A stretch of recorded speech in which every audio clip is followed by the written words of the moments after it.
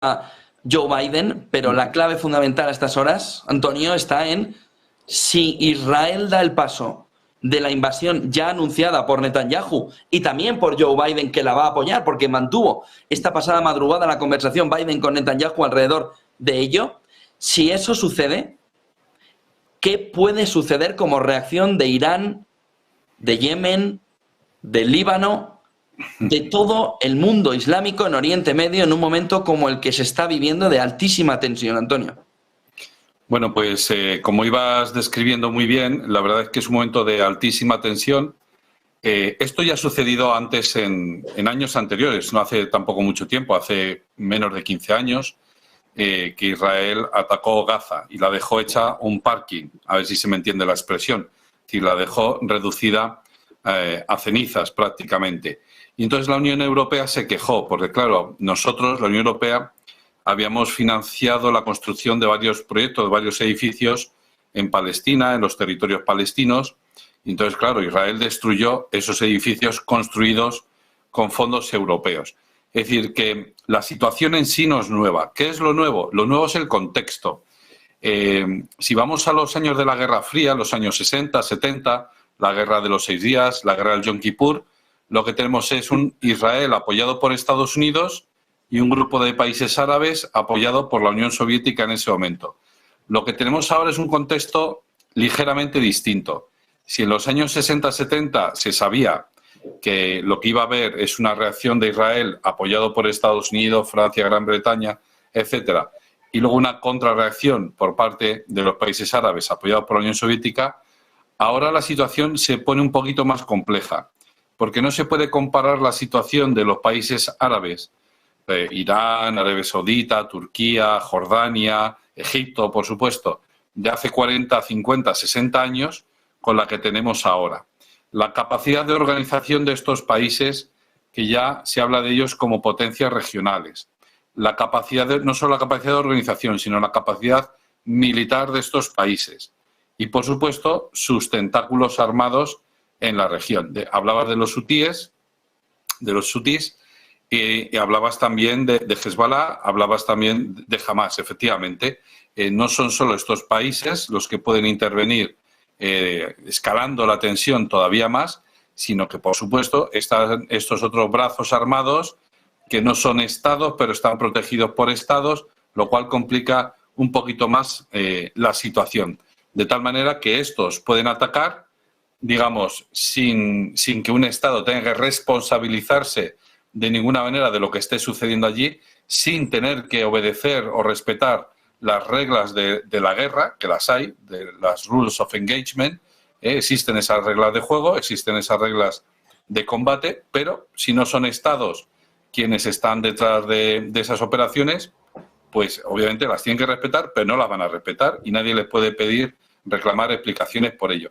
Y luego hay un tercer factor que también ha cambiado mucho y es muy importante, y es el apoyo que está recibiendo Hamas en las últimas horas, en los últimos días, espontáneamente, que esta es la cosa, por parte de otras personas que no tienen por qué ser palestinos, sino que simplemente son directamente gente que odia a Israel en muchas partes del mundo. Y no estoy hablando de parte de nuestro gobierno ni nada de eso, sino, quiero decir, personas que espontáneamente salieron a las calles en Londres, en París, en campos de refugiados de Grecia, en Turquía, como una exaltación de alegría celebrando el ataque tan tremendo que ha recibido Israel. De tal manera que en sí, el hecho en sí no es nuevo. Es decir, Israel lleva sufriendo este tipo de ataques desde la Franja de Gaza desde hace mucho tiempo. De hecho, una solución que aporta Ariel Sharon es la construcción del muro.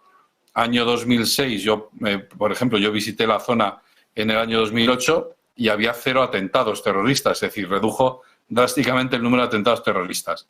Pero poco después volvió a haber atentados terroristas de una manera un poco distinta, ¿no? Sin coches bomba, es decir, menos drástica y menos dramática que en años anteriores, pero lo de ahora, el shock, eso sí que es nuevo, es decir, lo masivo de este ataque, cómo ha sido planificado, el material que se ha usado.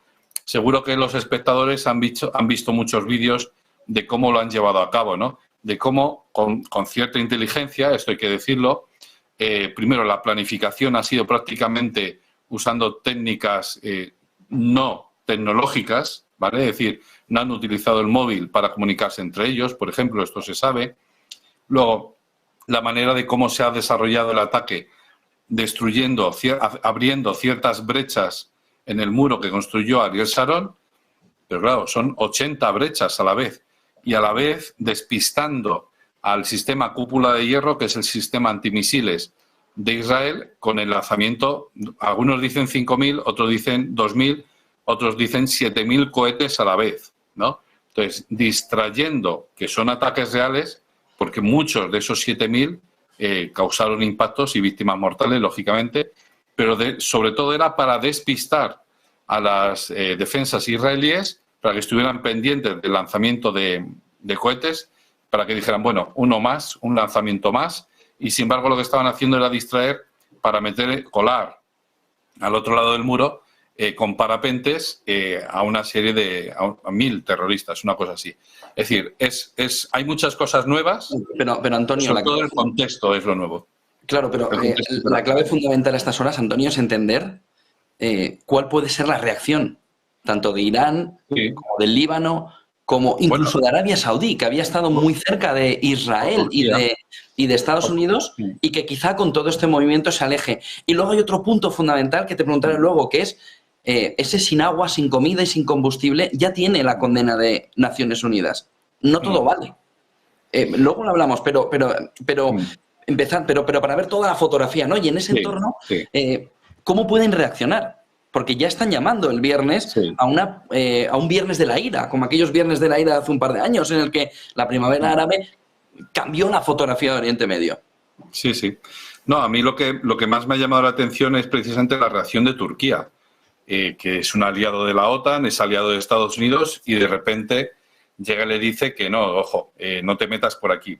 Es ciertamente llamativo porque efectivamente es una llamada al doble rasero, ¿no? Es decir, no está llamando a que se cumpla el doble rasero, sino que es una denuncia del doble rasero de Estados Unidos. Me explico. Si hasta ahora, durante todo el conflicto de Ucrania, se ha ido reclamando por todas las cancillerías europeas y, por supuesto, por Estados Unidos, el escrupuloso cumplimiento del derecho internacional, donde el respeto a la integridad territorial de los estados es fundamental, donde no se puede violar las normas de la guerra, donde no se pueden cometer crímenes de guerra, donde no se puede bombardear a civiles. Ahora, de repente, llega Biden y dice, bueno, pues enviamos a la zona un portaaviones o lo que sea. Dice, hombre, vamos a ver, que Estados Unidos está allí, ¿qué pinta Estados Unidos en Israel? ¿No? ¿Qué pinta apoyando a Israel? ¿Estamos apoyando diplomáticamente a Israel que está bombardeando civiles? Porque está bombardeando civiles. Si no son combatientes, son civiles. Lo que pasa es que con un pequeño matiz. Y es que los combatientes de Hamás, claro, lo que decíamos antes, Hamás no es un Estado, es un cuasi-Estado. En Gaza ha formado un cuasi-Estado, porque no es simplemente un grupo terrorista de 4 tíos que tienen un fusil y unas cuantas bombas, sino que, en verdad, Hamás gestiona la sanidad pública de allí, gestiona el acceso al agua, gestiona la educación, gestiona muchas cosas que le hacen parecer un Estado. De hecho, esa es una de las raíces del problema. Pero Turquía, Erdogan, tengo que corroborar, porque las he visto en español, pero no las he visto en inglés en ningún otro sitio, pero Erdogan dijo algo así hace 2 días, algo así como, ¿veis? Esto pasa porque dejó de existir el Imperio Otomano. Si retomásemos nuestra influencia en la zona, esto no pasaría. Joder, pues esto ya sí que es nuevo, esto ya sí que es nuevo en el contexto. Y nuevo en el contexto también, algo que tú apuntabas, es el tema de Irán. Efectivamente, Irán se ha envalentonado. Y ya digo, no es lo mismo el Irán de hace 60 años que este Irán. No es lo mismo la Turquía de hace 20 años que esta Turquía. De tal manera que o bien vamos hacia un escenario en el cual los países árabes, digamos, callan, admiten, aceptan de alguna manera que Gaza va a desaparecer, no los edificios, sino como tal entidad, Gaza va a desaparecer, lo van a convertir en un solar, en un parking, y ahí van a establecer casas de colonos de judíos. Y ahí no va a pisar un palestino nunca más. O aceptan eso o vamos a una confrontación regional bastante seria. Y recordemos que, como han demostrado durante este fin de semana, la munición o el armamento que están manejando no son arcos y flechas, son drones, son misiles, son cohetes, ¿no? Dirán algunos, son de fabricación casera. Bueno, pues oiga, 7.000 misiles de ese tipo, 7.000 cohetes de ese tipo es algo respetable, o 5.000 o 2.000, es una cantidad considerable, ¿no? Y luego el entrenamiento que, pues yo he visto los vídeos, ya digo, y algunos de esos combatientes no son, ¿cómo decirlo?, no son aficionados. Es decir, han entrado en sitios, en garrisons, en cuarteles, en comisarías de policía, y les han sometido y han tomado una serie de carros blindados, etcétera. En fin, pues no son aficionados y además han elegido muy bien la fecha porque era Sabbat, era festivo y también, hay que decirlo, con mucha crueldad porque paradójicamente la chica alemana esta estaba, y no solo ella, claro, 260 personas más estaban con ella. Había miles más, pero 260 son las que han fallecido porque las han matado, lógicamente. Pues estaban celebrando un concierto por la paz, ¿no? También esto pone de relieve un poco el espíritu naif, ¿no? Un poco ingenuo de ciertas personas que dicen, bueno, pues venga, vamos a apostar por la paz. Sí, pero hay que apostar por la paz, pero si efectivamente, como señalabas tú antes, ¿no? La cuestión del combustible. Es decir, la ONU no está funcionando, pero ni en el tema de Ucrania ni en este tema, porque efectivamente se ha denunciado esto constantemente. Pero volvemos a la pregunta de antes, y es, si no se respeta el derecho internacional, ¿qué se puede hacer? ¿Tomarme la justicia por mi mano? Y esto es algo muy peligroso. Esta idea que está tomando fuerza en los últimos años es algo muy peligroso. Porque hay gente que dice, no, es que Putin quería conquistar Ucrania y ya... No, hombre, vamos a ver. Putin quería defender a las minorías rusas que están a día de hoy todavía en el este de Ucrania. Entonces, si durante 8 años, no se le ha hecho caso, pues también parte de la culpa, por supuesto, la culpa entera es de Putin, claro, pero parte de la culpa también es de lo que llamamos la comunidad internacional, que no hemos sabido resolver a tiempo ese problema, porque era un problema, y así lo reconocía Francia, lo reconocía Alemania, que son los padrinos de los acuerdos de Minsk, el Minsk I y el Minsk II. Y se hizo el 2 porque el 1 no funcionó. Entonces, aquí la ONU ha fracasado, no solo en Ucrania, sino también en Palestina, en Israel, en esta zona.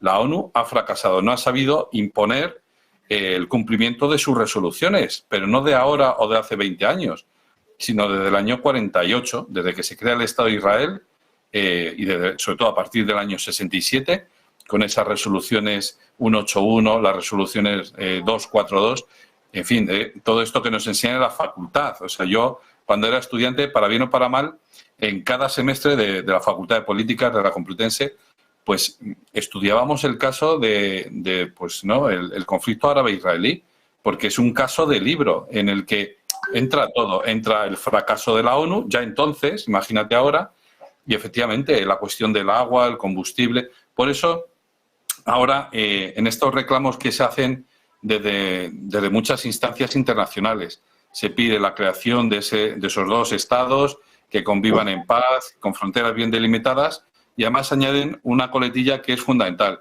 que es que sean viables, porque sin acceso al agua, un estado no es viable, sin acceso a gas, electricidad, combustible, es decir, a recursos naturales, eso no es viable, que te dejen encerrado en una isla, eso no es viable.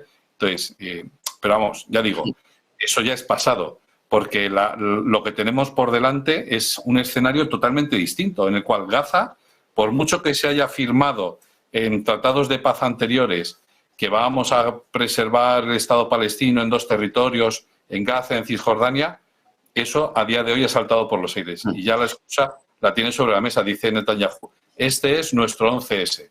Ya está. Es decir, ya es la excusa para hacer cualquier cosa. Déjame dos cuestiones importantes hasta ahora y enseguida te pregunto por lo que está sucediendo alrededor de esa decisión de Israel que la ONU ya ha dicho que no se puede realizar. Hay dos cuestiones clave hasta ahora. Estamos esperando que tengamos la comparecencia de Biden. Aquí está, a punto de salir Biden porque acaba de terminar la conversación con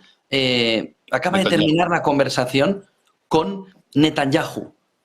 Biden, dicen Bloomberg, de fuentes de funcionarios de la Casa Blanca, va a describir, después de la llamada que acaba de tener con Netanyahu, el apoyo de Estados Unidos a Israel. Va a hacer una descripción general de las acciones que ya está tomando para apoyar a Israel. Primer portaaviones, segundo portaaviones en camino, después de la llamada con el primer ministro Netanyahu. Dice Bloomberg, Biden planea anunciar acciones estadounidenses y asistencia conjunta a los aliados diseñadas para ayudar a reforzar las defensas israelíes.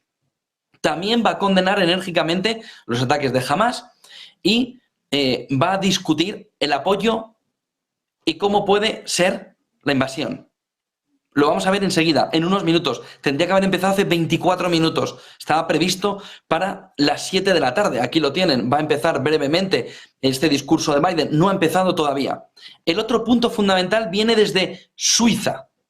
Ojo, Suiza está dando el paso adelante, un comité parlamentario suizo, para decir que Hamas es una organización terrorista.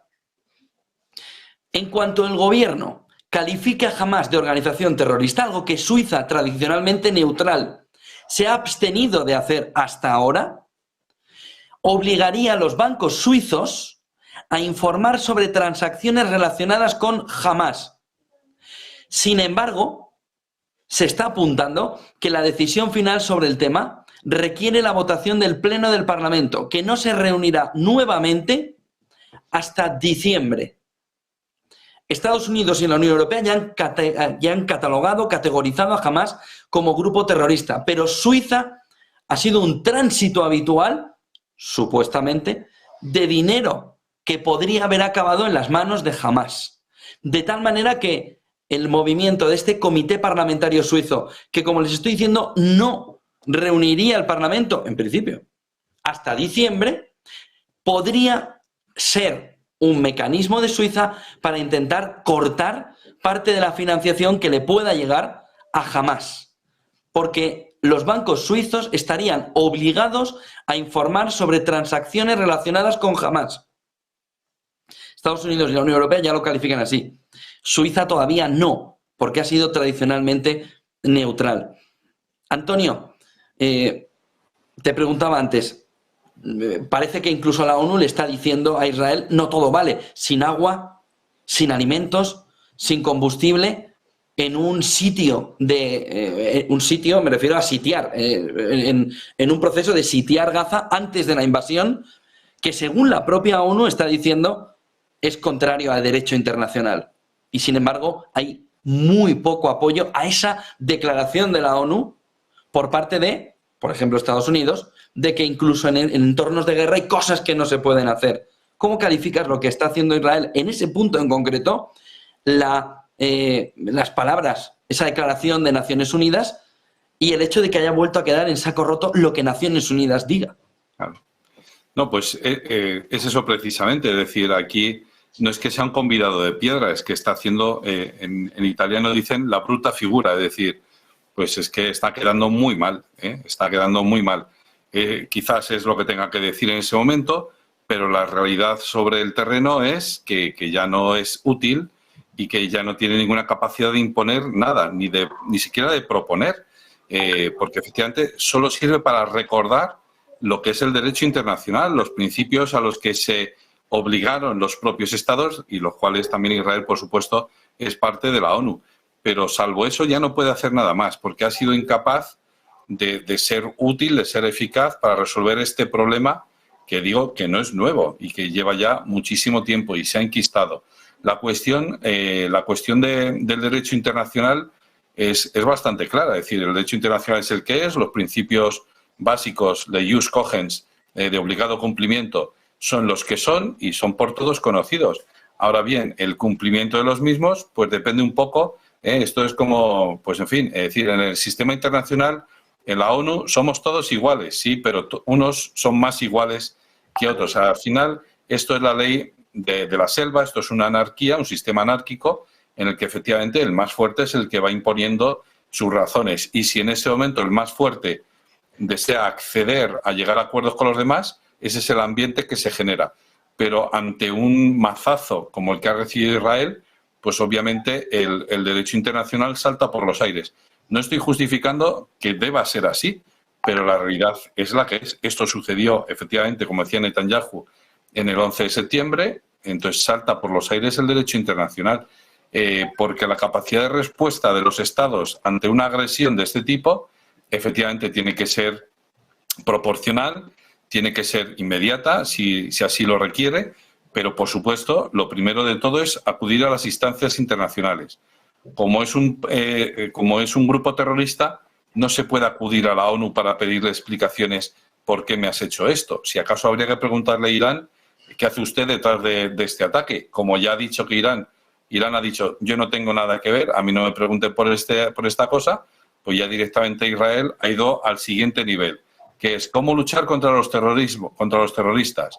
Pues con el único lenguaje que entienden, que es mano dura. Yo creo que en parte, yo entiendo la reacción porque es visceral, si a mí me hubieran matado a 1000 personas en una jornada, es algo muy duro. Pero hay que pensar un poquito más allá y ver que esa reacción va a ser una fábrica de terroristas. Es decir, al terrorismo no se le vence por instrumentos militares, esto lo sabe todo el mundo, y esto quizás a día de hoy sea políticamente incorrecto decirlo, pero hay que recordarlo. Al terrorismo se le vence por otro tipo de vías, incluso más sociales, más culturales. Se tiene que descongelar, digamos, toda la estructura que soporta el terrorismo, porque el terrorismo al final responde a una serie de necesidades sociales. Quiero decir que existen los grupos terroristas porque hay detrás todo un apoyo social. Cuando ese apoyo social se descongela, se desvanece, el propio grupo terrorista no encuentra razón de ser y desaparece, como sucedió con los Grapo, por ejemplo, aquí en España, o como sucedió con las Brigadas Rojas en Italia. Desaparece porque desaparece la razón de ser ideológica de ese grupo terrorista. Entonces, una vez que el derecho internacional ha salido por la ventana, pues aquí ya parece que todo vale. Efectivamente, no todo vale, sobre todo para unas personas que han estado con el tema de la guerra de Ucrania recordando que no todo vale. Pero ya digo, es algo bastante serio lo que está a punto de suceder, claro. Antonio Alonso Marcos, profesor adjunto de Historia del Pensamiento de la Universidad CEU San Pablo, gracias por acompañarnos. Buena tarde, buenas clases, aunque ya habrán terminado. Ya mañana. Ya mañana.